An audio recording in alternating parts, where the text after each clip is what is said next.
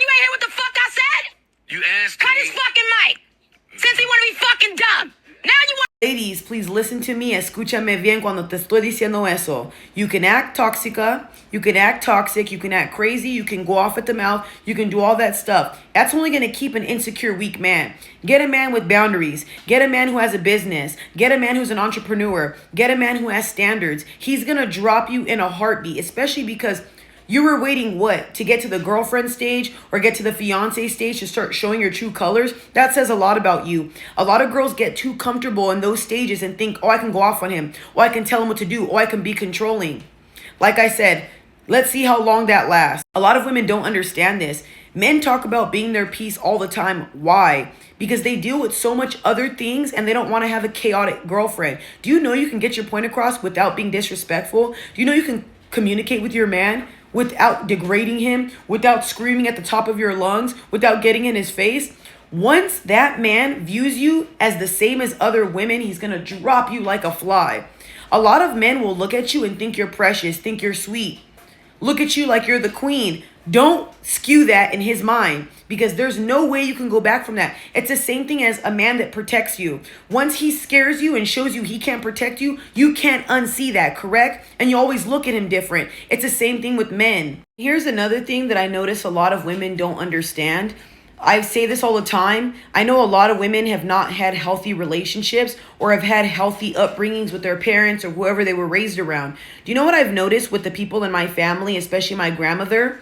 A lot of people will say the honeymoon phase goes away. No, it doesn't. That's because you showed yourself as something you were not. A lot of y'all go into the relationship and pretend you're something you're totally not. Be yourself.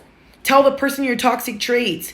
Tell the person all the stuff that comes with you so they know how to maneuver around you. A lot of you guys literally play these mind games, and I've seen a lot of men and women act so sweet in the beginning, and then they're possessive, then they're crazy, then they're toxic, and it's like, dude, be straight up. That's why I say therapy is like your best friend, because when you're in therapy, you'll know how to fix those things. You'll know what triggers that so that you don't do that. Manipulative people can be controlled. There's narcissistic people in relationships, but they take therapy. I hope you guys know this. Therapy might not be the end all for everybody, but like I say, it's worth a try, especially if you want a healthy relationship and you don't know how to have one. And the reason why I bring up the honeymoon phase is because in the honeymoon phase, you guys are all over each other. You do all these cute things for one another. You are so sweet to each other. What happens after that? You start treating each other like crap. You start being controlling. You start telling them what to do. And now you both ruin the idea of what you actually liked about them, correct?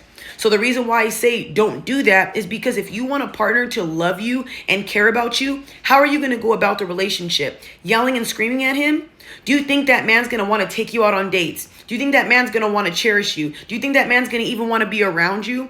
When you're hard to deal with, this man is going to run, and vice versa. So like I said, y'all, you do whatever you want in your relationships, but I really suggest, especially at this grown-ass age, yelling and screaming at your partner, dude, I would not deal with anybody who's like that. Because if I'm in my daily life, I have good friends right now and good people in my life that don't yell and don't get in my face. Why would I tolerate that from a partner? So why should a man have to tolerate your attitude all the time?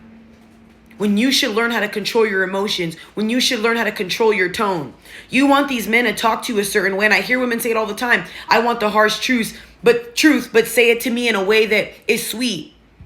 But then when he tells you the truth, you don't like that. Now you see what I'm getting at? If you want a flourishing relationship, I suggest whatever you give into this world, you're going to get back. And like I said, if you're not getting that from the person, this person ain't for you. But I'm not starting a chaotic relationship. I'm not starting a relationship based off of screaming, yelling at one another, getting in each other's faces and name calling. These are all habits that you guys built on your own. And then when you guys are in a toxic ass relationship, you can't sit there and blame anybody but yourselves because you guys let that happen. Build good habits or build bad habits. It's totally up to you guys. For me, I'm not doing the screaming. I'm not doing the yelling. I'm not doing any of that. The moment I see a man or a woman doing stuff like this, I'm out. Because you showed me exactly what type of person you are, a child, and you're throwing tantrums. When I'm an adult ready to listen and I'm an adult ready to fix any of your problems. I love being a problem solver. I'm not going to say I'm perfect. I'm not going to say I'm the best thing on earth, but I've learned a lot from therapy and I've learned a lot from my family and just seeing a lot of stuff, you guys. Like I said, if you want a good relationship, you have to have faith that you're going to have a good relationship. But if you talk like this to your man, I can see why he doesn't respect you or doesn't want to take you anywhere or doesn't even want to be around you. If he's hanging with the boys all the damn time, that says a lot.